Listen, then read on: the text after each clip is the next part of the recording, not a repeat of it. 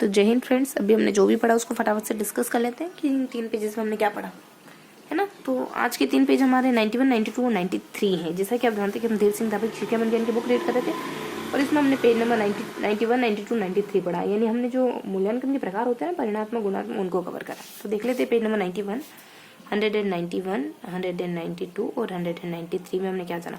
आज दिनांक हमारी 19 तारीख हो जाती है 1/2024। तो क्या देखा हमने, देखो हमने बहुत इजी कॉन्सेप्ट पढ़े इसमें हमने परिणात्मक और गुणात्मक है ना।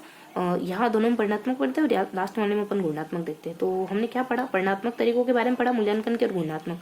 तो यहाँ हम परिणात्मक देन गुणात्मक, ठीक है, इन दो कॉन्सेप्ट के बारे में पढ़ते हैं।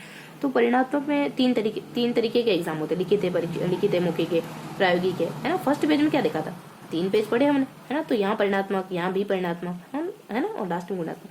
तो इन दोनों में बेसिकली हमने उन तरीकों को जाना था जिससे हम परिणात्मक मूल्यांकन कर सकते हैं, जैसे कि लिखित परीक्षा, मौखिक परीक्षा, प्रायोगिक परीक्षा है ना। तो इनके बारे में थोड़ी इन्फॉर्मेशन, जैसे मतलब इन परीक्षाओं में कैसे प्रश्न पूछे जाते हैं, निबंधात्मक और वस्तुनिष्ठ। तो इस वजह से यहाँ पे हम निबंधात्मक और वस्तुनिष्ठ के गुण और दोष देखते हैं। यहाँ पे हम दोनों में क्या अंतर है वो देख लेते हैं और यहाँ पे हम गुणात्मक तरीकों को देख लेते हैं। तो देखो निबंधात्मक प्रश्न के गुण क्या हो सकते हैं, दोष क्या हो सकते हैं। तो निबंधात्मक प्रश्नों के गुण दोष क्या हो सकते हैं, वस्तुनिष्ठ प्रश्नों के गुण दोष क्या हो सकते हैं। निबंधात्मक प्रश्न देखो इसमें ना अपनी भाषा को अभिव्यक्ति मिलती है, इसमें कम समय लगता है।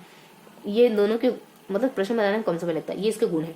इसके दोष है कि ये रटने पर जोर देते हैं, ये व्यक्तिगत भिन्नता को ध्यान नहीं देते, संपूर्ण सिलेबस को वो नहीं करते, ये आत्मनिष्ठ कैटेगरी के होते हैं, ये इसके गुण है। अब वस्तुनिष्ठ परीक्षा के दोष क्या है, गुण क्या है। देखो वस्तुनिष्ठ परीक्षा के गुण तो ये है कि ये व्यक्तिगत भिन्नता को ध्यान देती है, व्यापकता पाई जाती है, रटने की प्रवृत्ति नहीं पाई जाती है, वस्तुनिष्ठ होते हैं ये सब। इसके गुण क्या हो जाते हैं कि इसमें पैसे भी बहुत ज्यादा लगते हैं, प्रशिक्षित मतलब इस टेस्ट पेपर को बनाने के लिए प्रशिक्षित व्यक्तियों की जरूरत होती है, और इसमें नकल की प्रवृत्ति को बढ़ावा मिलता है ना। और एक तुक्के मार के भी आंसर सही किया जा सकता है। तो ये इसके गुण दोष हो जाते हैं वस्तुनिष्ठ परीक्षाओं के। इस तरीके से निबंधात्मक वस्तुनिष्ठ के गुण दोष देख लिया हमने। अब यहाँ बस इतना ही गिवन था है ना। और अब आ जाते हैं अपन इन दोनों में क्या अंतर है। तो देखो इन दोनों में अंतर देखना आप लोगों को। यहाँ वाले परिणात्मक में ज्यादा कुछ नहीं था, इन दोनों के अंतर थे। और हाँ, एक कोटेशन यहाँ पे यूं भी आया था कि निबंधात्मक परीक्षा का सबसे पहले उपयोग कुछ डाइट करके नामक विद्वान आते उनके द्वारा किया गया था। अब आ जाते हैं इस पेज पर। इस पेज में हम दोनों में अंतर देखते हैं। थोड़ा सा क्वेश्चन मार्क लगाते हैं, वो डाइट ही था कि या कुछ और था है ना। इन दोनों में अंतर देखते तो पहले ये बता दो कि मतलब एक इसको आधार लेके बता दो कि इसमें ये चीजें पाई जाती, फिर कहते हैं इसमें ये नहीं पाई जाती है ना। मतलब इस तरीके से बता सकते हो। फिर एक बार कह दोगे कि इस वस्तुनिष्ठ परीक्षण में ये चीजें पाई जाती है, वो निबंधात्मक नहीं पाई जाती। इस तरीके से अंतर बता सकते हो। जैसे कि इसमें प्रश्नों की संख्या कम होती है, प्रश्न बनाने मतलब ये प्रश्न छोटे छोटे होते हैं है ना, और कॉपी चेक करना मुश्किल होता है इसमें। और इसमें मौखिक अभिव्यक्ति मतलब अभिव्यक्ति को परखा जा सकता है, आलोचनात्मक शक्ति वगैरह। इसमें मानसिक चिंतन का विकास नहीं होता, इससे मानसिक चिंतन का विकास इससे होता है, और भाषा का विकास होता है इससे है ना। और निबंधात्मक संपूर्ण सिलेबस को नहीं करा जा सकता, जबकि इसमें करा जा सकता है। तो ये कुछ बातें जो इसको सेंटर रख के होती है उसमें नहीं होती।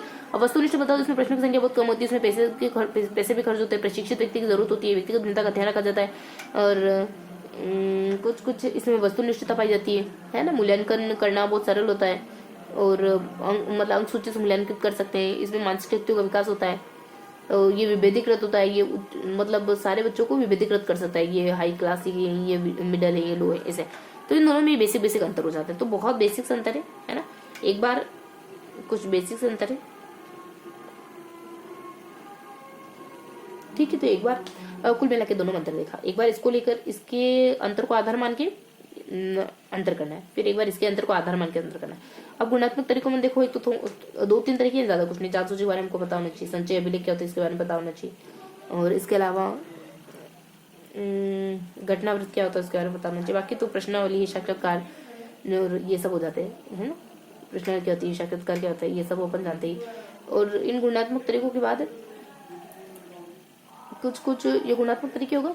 फिर यहाँ पे मूल्यांकन के प्रकार भी। मूल्यांकन बेसिकली 4 प्रकार का हो सकता है। एक तो सीसी, एक निदान, एक उपचार, एक रचनात्मक, एक योगात्मक और एक निदानात्मक है ना। रचनात्मक और योगात्मक जानते ही अपन, जो कक्षा के दौरान होता है, और योगात्मक कक्षा के बाहर होता है।